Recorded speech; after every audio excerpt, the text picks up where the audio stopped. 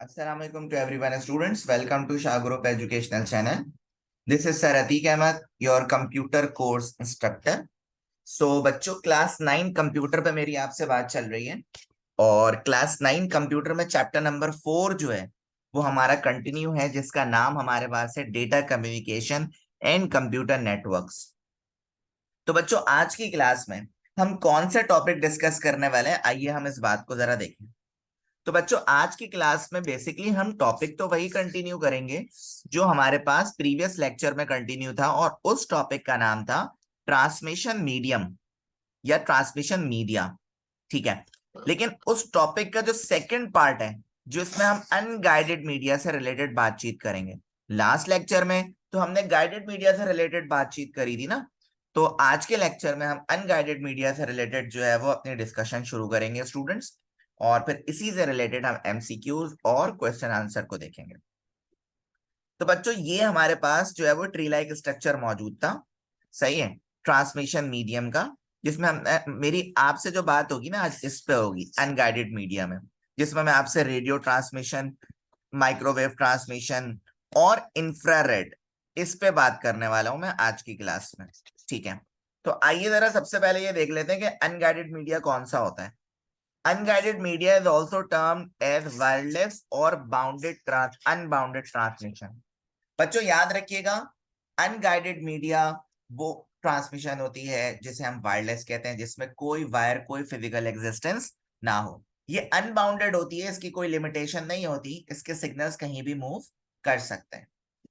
As the name implies, it does not require any physical medium such as wire for the transmission of electromagnetic signals. तो जैसा कि मैंने आपको कहा कि अनगाइडेड मीडिया में कोई भी फिजिकल मीडियम रिक्वायर्ड नहीं होता अपनी ट्रांसमिशन को, इलेक्ट्रोमैग्नेटिक सिग्नल्स को वायर को थ्रू भेजने के लिए, कोई ऐसी कहानी नहीं होती। तो तीन तरह के आपके पास अनगाइडेड मीडिया मौजूद है, एक है रेडियो वेव्स, एक है माइक्रोवेव्स, और बेटा एक आपके पास है इंफ्रारेड। तो सबसे पहले स्टूडेंट्स हमें वेव्स को समझना होगा। सबसे पहले हम समझते हैं वेव्स क्या होती है। तो देखो बच्चों, वेव्स आप देख सकते हो कि ये देखो, ये आपकी वेव्स हैं, ये क्या है, वेव्स हैं, और वेव्स के दरमियान का जो स्पेस होता है बेटा, उस चीज को कहते हैं वेवलेंथ। सही है, अब यहाँ ultraviolet, X, gamma rays, X rays, ultraviolet, इन सब की वेवलेंथ कम है as compared to radio wave, microwaves और इंफ्रारेड। बच्चों याद रखिएगा, gamma rays, X rays, ultraviolet, इन सबको हम नेकेड आइज से नहीं देख सकते। सही है, फिर आपके पास आती है विजिबल लाइट। अब विजिबल लाइट बेसिकली वो रेज होती है आपके पास जिसको आप खुली आंखों से भी देख सकते।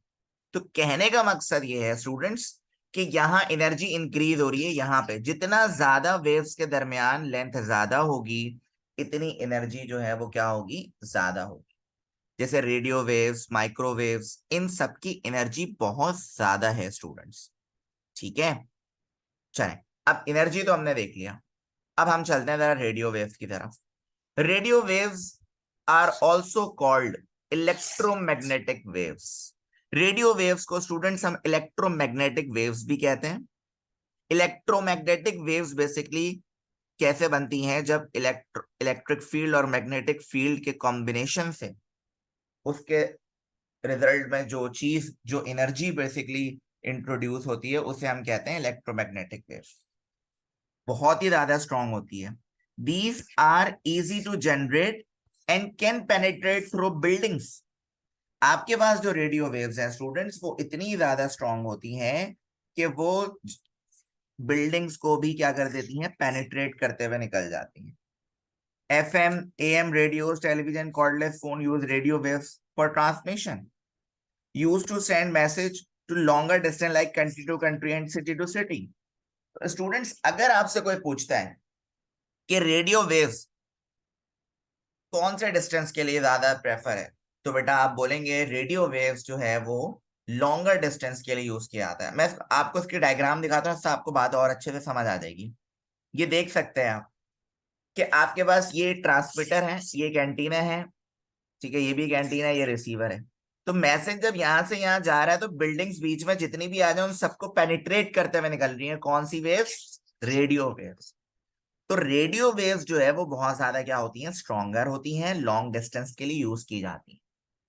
और अगर हम माइक्रोवेव्स की बात करें तो microwave transmission is the line of sight transmission. अभी लाइन ऑफ साइट ट्रांसमिशन क्या है मैं आपको समझाता हूँ। The sending and receiving antennas need to properly align with each other. ये देखें, मैं आपको डायग्राम दिखाता हूँ। ये माइक्रोवेव ट्रांसमिशन है। ये जो लाइन ऑफ साइट की बात हो रही थी ना, अबाउट 30 माइल्स, ये देखें, ये एक माइक्रोवेव रिले स्टेशन यहाँ पर है, एक माइक्रोवेव रिले स्टेशन यहाँ पर है, और बीच में आपका मेन स्टेशन है। यानी जो भी मैसेज, और ये पूरा अर्थ है, यानी यहां से यहाँ भी मैसेज जाएगा तो वो पहले यहां से होता हुआ जाएगा। सही है। तो इस ये बेसिकली माइक्रोवेव ट्रांसमिशन है, जो बेसिकली हम अपने पास किस में यूज करते हैं, अपने मोबाइल फोन कम्युनिकेशन में, मोबाइल फोन नेटवर्क्स के लिए हम माइक्रोवेव ट्रांसमिशन का इस्तेमाल करते हैं। क्या लिखा हुआ है?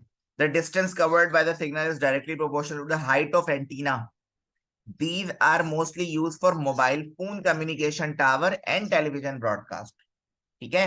तो ज्यादातर जो माइक्रोवेव्स बेसिकली मैं और आप यूज करते हैं, वो किसकी वजह से यूज कर रहे हैं, वो मोबाइल फोन कम्युनिकेशन में यही तो यूज किया जा रहा है।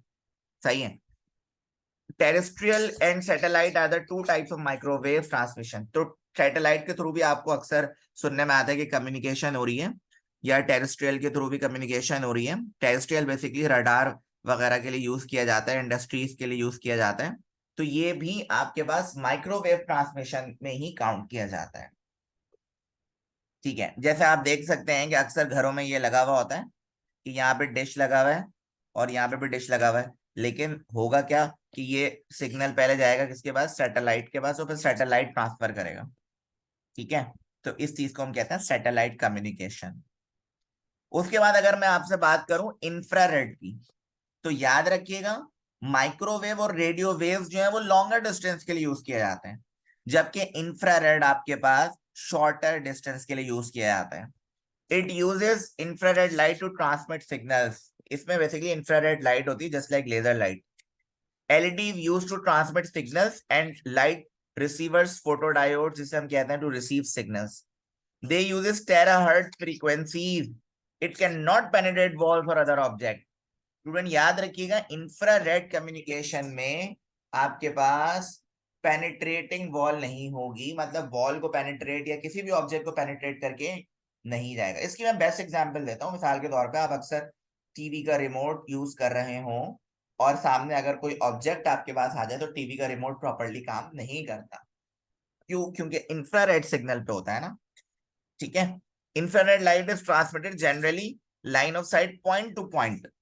Wireless infrared communication can be used to establish short range, यहाँ पे बात आ गई ना, शॉर्ट रेंज वायरलेस लिंक्स और वायरलेस लोकल एरिया नेटवर्क।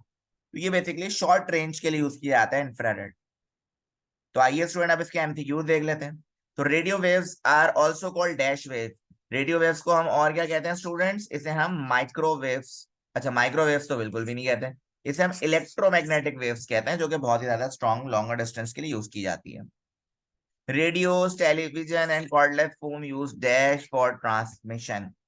तो बच्चों radio, television and cordless phones के लिए हम कौन सी वेव्स का इस्तेमाल करते हैं? सर हम रेडियो वेव्स का इस्तेमाल करते हैं।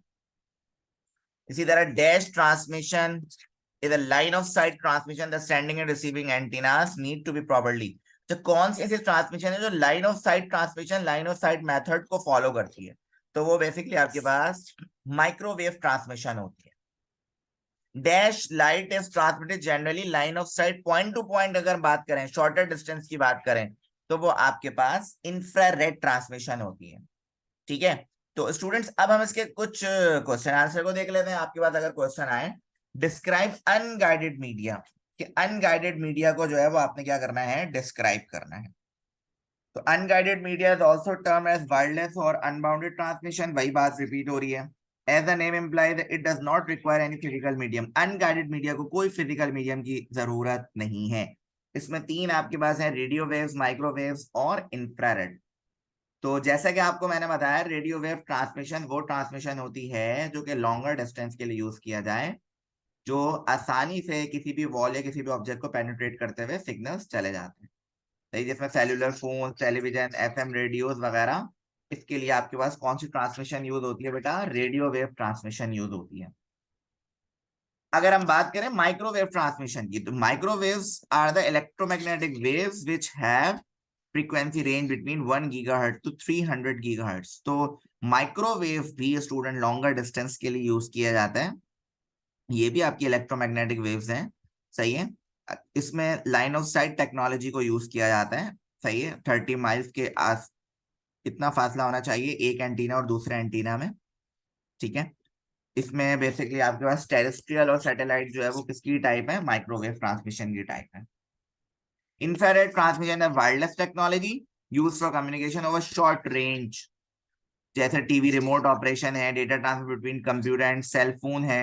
तो ये शॉर्ट डिस्टेंस के लिए, शॉर्टर डिस्टेंस के लिए हम जो टेक्नोलॉजी का इस्तेमाल करते हैं वो इंफ्रारेड ट्रांसमिशन करते हैं, ठीक है। फिर एक डिफरेंस बहुत ज्यादा इंपॉर्टेंट है आपके लिए, right the difference between radio waves and microwaves. तो जैसा कि आपको पता है रेडियो वेव्स जो है वो 3 किलो हर्ट्ज टू 1 गीगाहर्ट्ज पे आ रहा है, ठीक है।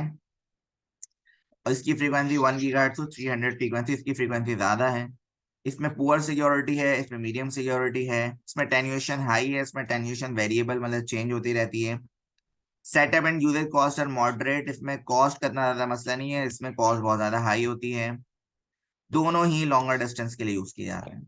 तो उम्मीद है स्टूडेंट्स आपको टॉपिक समझ आ चुका होगा। सो अल्लाह हाफिज to everyone, take care, thanks for watching.